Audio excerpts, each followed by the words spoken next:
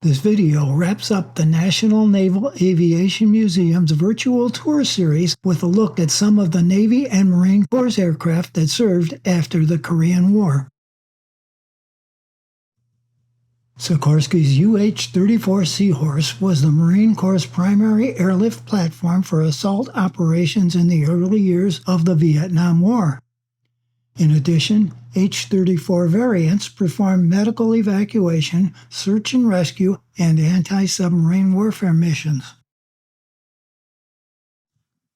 The Sikorsky CH-37 Mojave could carry 20 combat troops, but its greater value was transporting vehicles and cargo, loading and unloading material through clamshell doors in its nose. The Sikorsky H-3 Sea King started as a medium-lift cargo and personnel transport aircraft. The Navy added an anti-submarine warfare package, making it a submarine hunter. It was again adapted to a search and rescue platform for service in Vietnam. Sea Kings were instrumental in recovering astronauts and space capsules during the Gemini and Apollo projects. The Sikorsky VH-3 Sea King flew Presidents Nixon and Ford during the 1970s as part of the Marine Corps' mission to provide short-range helicopter transportation to the President. It was identified as Marine One when the President was on board and was equipped with standard military anti-missile countermeasures such as flares and chaff, as well as electronic infrared countermeasures. As a security measure, Marine One always flies in a group of identical helicopters, sometimes as many as 5. The H-2 Sea Sprite entered service as a utility helicopter in 1962 and was modified to fly combat search and rescue missions in Vietnam. In June 1968, a Sea Sprite crew performed a daring night rescue of 2 downed aviators. The helicopter's pilot, Lieutenant Clyde E. Leeson, later received the Medal of Honor. The aircraft on display is a light airborne multi-purpose system SH-2F with a high-powered radar on the underside of the fuselage. It could search and strike the enemy over the horizon with an array of weapons and provided missile defense using electronic jamming equipment. With service beginning in 1963, Sikorsky's HH-52 Sea Guard served the Coast Guard as its premier search and rescue aircraft for nearly a quarter century. It featured a watertight hull and stabilizing floats that made it capable of landing on water or in deep snow, and had a folding platform along the side of the aircraft and a winch above the door. They were responsible for saving more than 15,000 people. During its flying days, the Sea Guard performed more than 800 search and rescue missions that saved over 600 lives. Boeing CH-46 Sea Knight featured a rear cargo loading ramp, had a top speed of 166 miles per hour, and the ability to carry 4,000 pounds of cargo or 22 combat-equipped troops. Delivery began in June 1964, and the Marine Corps made a concerted effort to deploy them to first augment and ultimately replace the UH-34 Seahorses. The first squadron of Sea Knights arrived in theater in March 1966, and during the first 35 days of operations flew almost 2,700 combat sorties. Over the course of the first true helicopter war, 106 Marine Sea Knights fell to enemy fire. The final South Vietnam Sea Knight flight occurred on April 30, 1975, when a frog extracted the last leathernecks from the Marine security detail from the roof of the American Embassy during Saigon's evacuation. Sea Knights continued to serve the Marine Corps for the ensuing 4 decades, with Marine expeditionary units typically including them on board amphibious assault ships to transport leathernecks ashore. The Marine Corps is the primary user of Sikorsky's CH-53 Sea Stallion heavy-lift helicopter that entered service in 1966 and is still used today. It is the largest and heaviest helicopter in the U.S. military and can carry either 37 combat-equipped Marines, 24 wounded personnel on litters, or 8,000 pounds of cargo. It was ideally suited to respond to the Vietnam tactical situation. In their fight against the Viet Cong and North Vietnamese regulars, Leatherneck ground forces operated from distant fire bases that could only be supplied overland. With its large load-carrying capacity, the CH-53 played an important role in keeping these jungle outposts supplied. The Bell AH-1 Sea Cobra served as the Marine Corps' primary attack helicopter since 1970, operating from Navy amphibious warfare carriers and forward operating bases in support of Marine Corps forces. This AH-4J is displayed in Operation Desert Storm markings as it was the last combat operation flown by this version. The TH-57 Sea Ranger entered naval service in 1968 and is the naval version of Bell's Jet Ranger 206. Their first assignment was training Navy helicopter pilots under visual flight rules. Later, the TH-57C had a reconfigured cockpit for advanced training under instrument flight rules and became naval aviation's primary training helicopter. Prospective Navy, Marine Corps, and Coast Guard helicopter pilots spend approximately 106 hours flying the Sea Ranger before receiving their wings. It is also used for photo, chase, and utility missions. In 1968, the Navy procured 27 HH-1K versions of the Army's Huey helicopter. More advanced versions followed in the ensuing decades, performing a host of missions to include heliborne assault, command and control, search and rescue, medical evacuation, and training. In addition, in 1967, the Navy selected it to outfit Helicopter Attack Squadron Light 3, that served in concert with SEALs and Navy patrol boats interdicting the enemy in the waters of the Mekong Delta. Their Hueys were heavily armed with machine guns, rockets, miniguns, and occasionally a 40mm grenade launcher. This example of the HH-1K Huey is painted to resemble a Vietnam-era HAL-3 aircraft. Bell's AH-1W Super Cobra entered service in 1986. During Operation Desert Storm, Marine Corps squadrons destroyed 97 tanks and 104 armored vehicles. The Super Cobra entered service in 1993 and served until it made its final flight to NAS Pensacola in 2019. It logged 5,990.4 flight hours that included combat missions in Iraq and Afghanistan. The Sikorsky SH-60B Seahawk is a versatile platform, a modern-day workhorse for the U.S. Navy. It is employed at sea in anti-submarine and anti-ship roles, along with other missions ranging from search and rescue, drug interdiction, cargo lift, and special operations force insertion into hostile landing zones. It deploys aboard any air-capable frigate, destroyer, cruiser, fast combat support ship, amphibious assault ship, or aircraft carrier. It is being replaced by the Navy's newest helicopter, the MH-60R. In 1956, Rockwell International Corporation began design work to meet the Navy's requirement for an all-purpose jet trainer for intermediate and advanced training.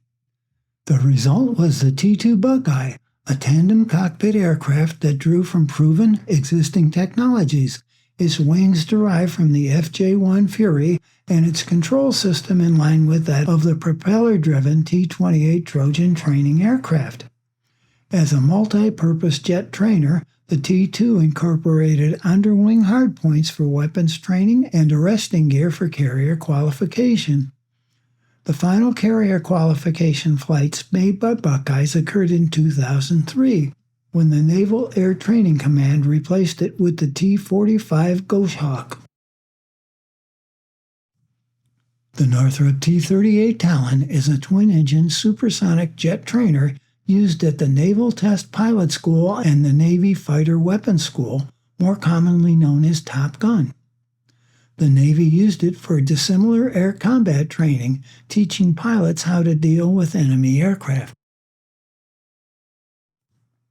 The North American Rockwell T-39D Sabreliner trained naval flight officers in radar navigation and airborne radar intercept procedures and was subsequently introduced into the Student Naval Flight Officer Program. This aircraft is a CT-39G logistics version that made its final flights with the Marine Corps before transferring to the museum in 2003. The Grumman TC-4 Academe trained bombardiers, navigators, and pilots for operation in the A-6 Intruder. It included an intruder nose radome, a simulated intruder cockpit, and 4 consoles for intruder crew training. 4 simulated bombing missions were flown at the same time, saving wear and tear on the intruders. The Douglas TA-4J started as a training version of the A-4 Skyhawk, and they were such good trainers that the Navy adopted them for all their advanced jet fighter and attack pilot training by adding weapons systems. In April 1975, the Navy ordered an improved version of the T-34 Mentor that featured a 400-horsepower turboprop engine. Navy's T-34C served as the first stage of flight training for prospective naval aviators and provided aerobatic familiarization for future naval flight officers. In 2002, the Navy began a gradual phase-out of the T-34, replacing it with the T-6A Texan II, not shown, a joint primary trainer for use by both the Navy and Air Force. The Blue Angels used the Lockheed C-130 Hercules when transporting their personnel and equipment supporting the demonstration team. It is nicknamed Fat Albert and participated in the air show when it flew demonstrations and positioned the parachute team for their jumps. When using the rocket-assisted takeoff system, Fat Albert could take off almost straight up. Here is a little bonus. Fat Albert at the 2010 Cleveland Air Show. The Douglas C-9B Skytrain is the naval version of the commercial DC-9 and serves as a personnel and transport aircraft. It featured supplemental fuel tanks for increased range plus a cargo handling system that permitted the stowage of 8 pallets. Other adaptations included devices on the wings that increased lift for takeoff from airfields shorter than 7,000 feet and an airplane brake anti-skid system that allows landings in less than 2,500 feet without reversing engine thrusters. The Beechcraft C-12 Huron provides short-range personnel transport and has the naval designation UC-12B. It provided logistics support between Naval and Marine Corps air stations, air facilities, and other activities. The Northrop Grumman X-47B is a demonstration unmanned aerial combat vehicle designed for aircraft carrier-based operations. The Navy integrated it into carrier operations alongside manned aircraft. The primary test program was completed by May 2015. North American Rockwell's OV-10 Bronco was a rugged, multi-mission aircraft that served the Navy, Marine Corps, and Air Force. It served in Vietnam from January 1969 until April 1972, providing interdiction of enemy logistics and fire support for Marines, SEALs, and riverboats. They flew in Marine squadrons into the 1990s, including combat missions in Operation Desert Storm. The Douglas EA-3B was the electronic reconnaissance version of the A-3 Sky Warrior. The fiberglass radome, called the Canoe, housed the surveillance antennas. For most of the Vietnam War, EA-3Bs flew from Da Nang Air Base, providing electronic reconnaissance capabilities over the Ho Chi Minh Trail and all the way north to Haiphong Harbor.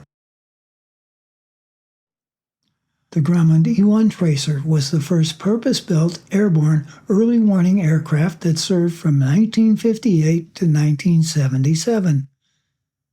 During the Vietnam War, E-1s provided air combat patrol fighters with target vectors and controlled alpha strikes over North Vietnam.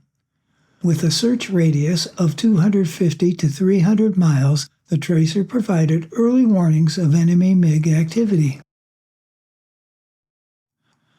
The Navy acquired 259 Martin P-5M Marlins that were the last flying boats operated by the Navy.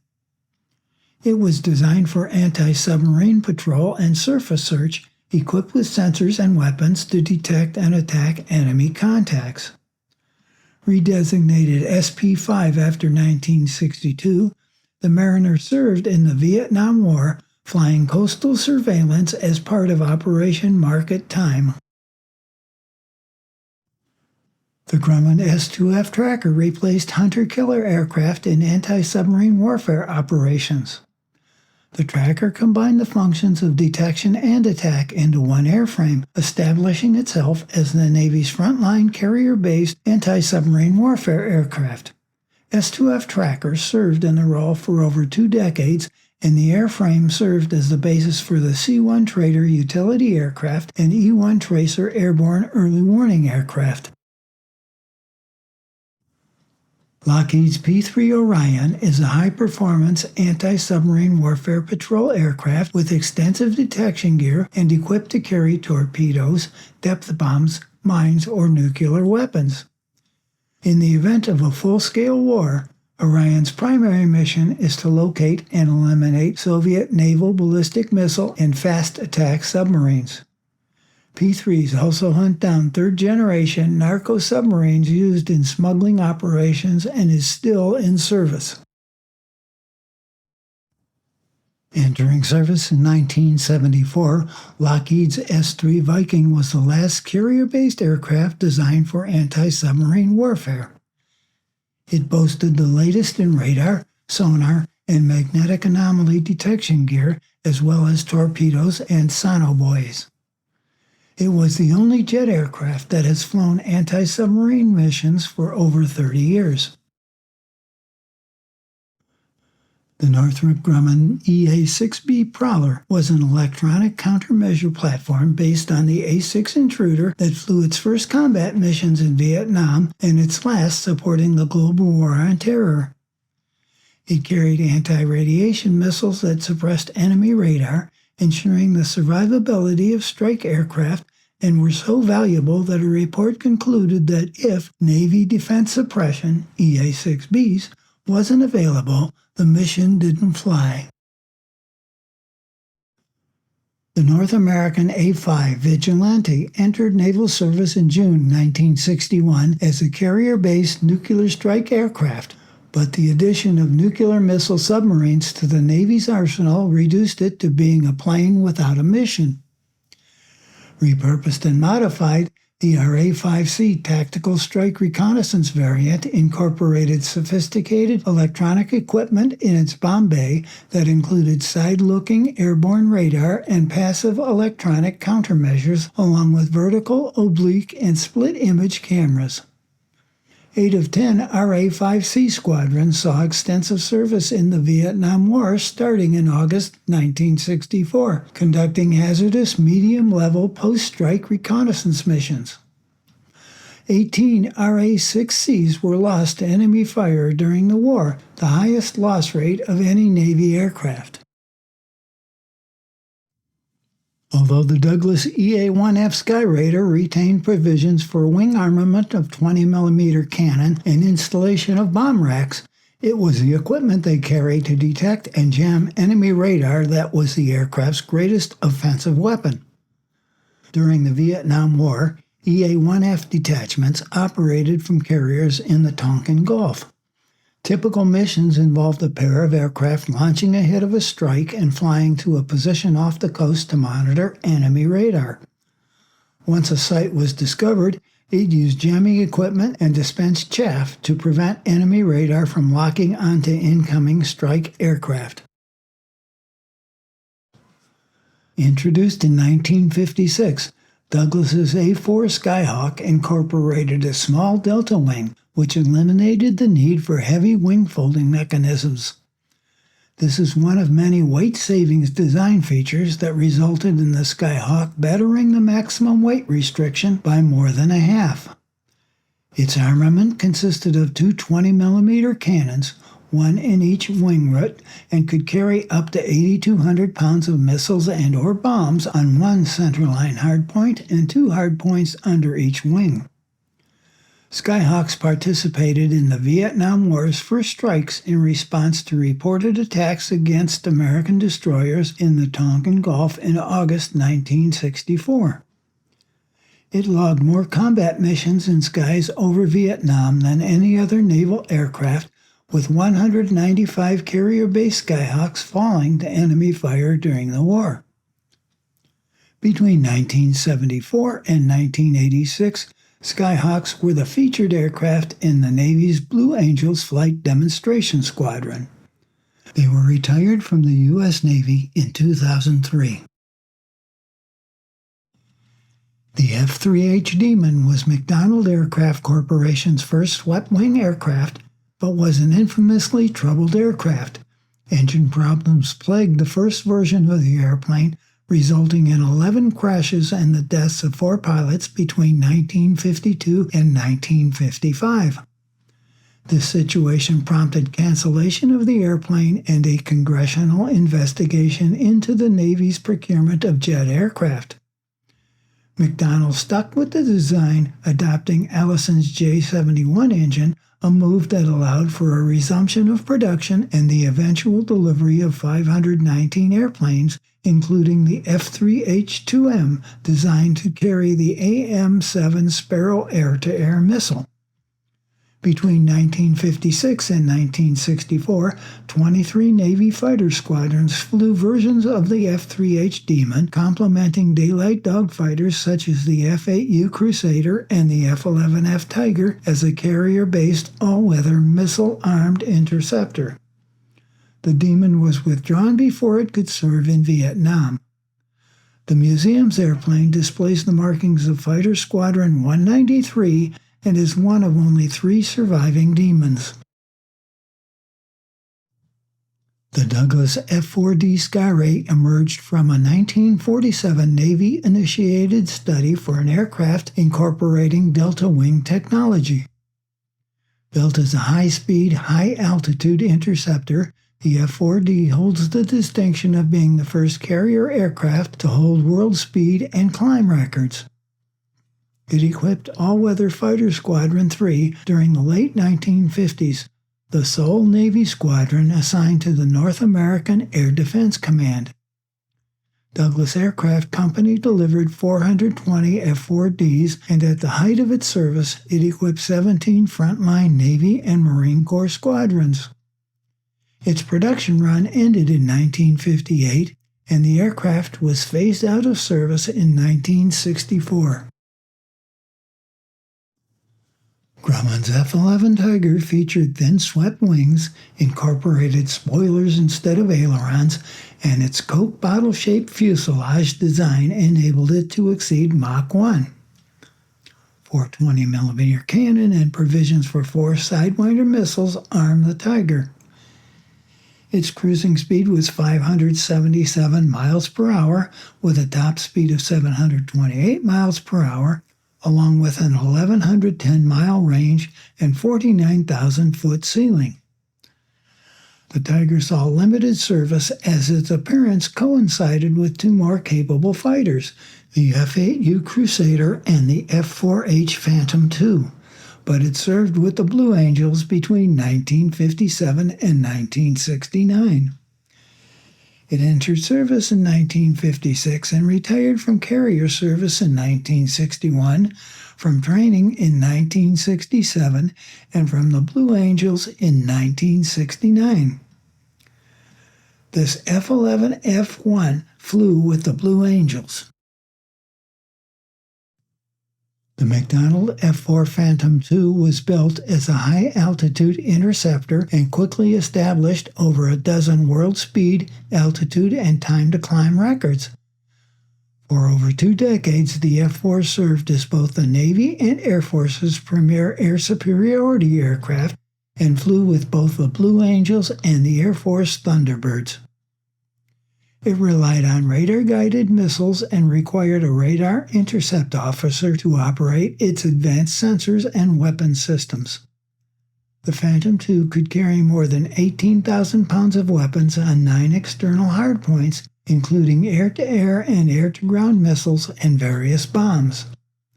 During the Vietnam War, it served as the principal air superiority fighter for the Air Force, Navy, and Marine Corps, and became important in the ground attack and aerial reconnaissance roles late in the war. This F-4N Phantom II is painted in the markings of its final squadron, Fighter Squadron 154, that operated from the carrier Midway. Introduced in 1963, Grumman's A-6 Intruder was an all-weather, carrier-based attack aircraft that delivered payload on enemy targets. Intruders had 5 hardpoints, 1 on the center line and 2 under each wing, capable of carrying 18,000 pounds of rockets, missiles, and bombs. It proved itself in Vietnam, conducting night attacks with devastating accuracy. Their low-altitude attacks encountered intense enemy ground fire, including surface-to-air missiles, resulting in around 84 being lost during the war. Intruders also flew combat strikes over Lebanon, Libya, and Iraq. Navy and Marine Corps A-6s logged more than 4,700 combat sorties during Operation Desert Storm, providing close air support, destroying enemy air defenses, attacking Iraqi naval units, and hitting strategic targets. The last A-6 was retired from frontline service in 1997. The chance-fought F-8 Crusader was a carrier-based fighter that could break the sound barrier in level flight and had a last-of-gunfighter nickname, as its primary armament was 20mm cannon when radar-guided missiles were becoming the norm. The Crusader was armed with 4 20mm cannon, 4 Sidewinder missiles, and up to 5,000 pounds of ordnance. It featured a gaping jet intake beneath the fuselage and a variable incident wing that could be raised to enable the aircraft to land and take off at slow speeds while maintaining excellent pilot visibility. It was the first operationally equipped jet aircraft to fly faster than 1,000 miles per hour.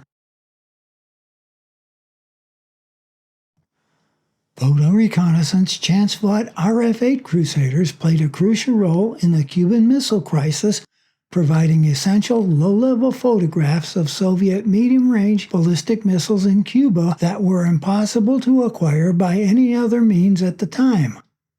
The RF-8 operated in U.S. service longer than any other fighter version. The United States Navy Reserve withdrew its remaining aircraft during 1987. Introduced in 1967, LTV's A-7 Corsair II was a carrier-based strike fighter developed as a successor to the Douglas A-4 Skyhawk. Its armament consisted of 2 20mm cannon with provisions for AIM-9 Sidewinder missiles and up to 10,000 pounds of rockets, missiles, and/or bombs on 8 hardpoints, 4 under each wing. A-7A's first combat missions were flown over North Vietnam in December 1967. It was part of the Navy's offensive firepower during Operation Linebacker strikes and the aerial mining of North Vietnamese ports that occurred in 1972. Following the end of the Vietnam War, the A-7E remained a mainstay on carrier flight decks, called into combat action throughout the 1980s in Grenada, Lebanon, Libya, and Panama. Only two A-70 squadrons remained when Navy carriers launched their first strikes into Iraq and Kuwait as part of Operation Desert Storm in January 1991, marking the final deployment of the Corsair II, whose beginning and end came in the face of enemy fire. This A-70 Corsair II last flew operationally off of the John F. Kennedy during Operation Desert Storm. Introduced in 1969, the McDonnell Douglas AV-8 Harrier features the unique ability to take off and land vertically, providing a quick response in close support of ground troops. It is basically a British Harrier modified with American weapons and flight control systems. Armament includes one 25mm 5-barreled Gatling gun, 6 underwing pylons, and one centerline hardpoint holding up to 9,200 pounds of payload of rockets, missiles, and bombs. During Operation Desert Storm, 86 Harriers flew combat missions from both ships and shore, delivering over 5.95 million pounds of ordnance. Harriers also flew combat missions in support of Operation Allied Force, the sustained NATO air campaign against Kosovo in 1999, and continue to fly in support of operations in the global war on terror. It is expected to remain in service until 2029, despite the arrival of the Lockheed Martin F-35B. The museum's Harrier last flew from the amphibious assault ship Guadalcanal. The Grumman F-14 Tomcat served as an advanced interceptor and air superiority fighter, capable of attacking 6 enemy aircraft simultaneously at a range of over 100 miles with AIM-54 Phoenix missiles. It made a brief appearance over Vietnam, flying protective patrols for helicopters affecting the final evacuation of American personnel and foreign nationals from Saigon with no opposition from enemy fighters. The Tomcat's combat initiation involved encounters with Libyan fighters during the 1980s. The aircraft also proved an outstanding air-to-ground platform, employing a capability present from the initial design work but rarely employed. At peak employment, 30 Navy squadrons operated F-14s. Tomcats flew combat missions during the Gulf War and in missions over Iraq and Afghanistan from 2001 until the F-14's retirement in 2006. The Navy acquired the F-16 Vipers for use as adversary assets for dissimilar air combat training. This F-16N with simulated Soviet markings was used as an adversary at Top Gun school. McDonnell Douglas and Northrop teamed up to develop the FA-18 Hornet, which can perform air-to-air and air-to-ground missions. It became the frontline naval strike fighter shortly after fleet introduction in the mid-1980s. The Hornet is highly maneuverable and instrumented to optimize single-pilot control of numerous weapon systems. It performs fighter escort, fleet air defense, suppression of enemy air defenses, air interdiction, close air support, and aerial reconnaissance missions. They were retired in 2019, replaced by the FA-18E and F Super Hornets. The Blue Angels are a Navy flight demonstration squadron that was formed in 1946. Its mission is to showcase the pride and professionalism of the United States Navy and Marine Corps by inspiring a culture of excellence and service to the country through flight demonstration and community outreach. The museum's Blue Angel atrium displays 4 Blue Angel A-4 Skyhawks flying in the Diamond Formation. It is estimated that more than 11 million people view the Blue Angels flight show each year. I hope you enjoyed this tour of post-Korean War aircraft that are displayed at the National Naval Aviation Museum. If you did, then please click the like button, as doing so will help others find it. Also, if you want to see more of these videos, please subscribe. Thank you.